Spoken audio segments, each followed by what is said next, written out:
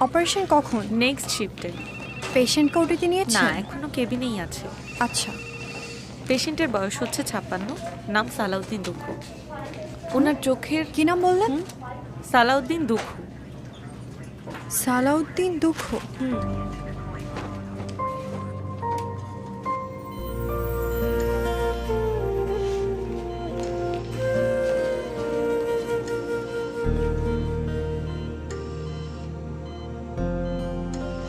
ওটি রেডি করেন। Okay ma'am.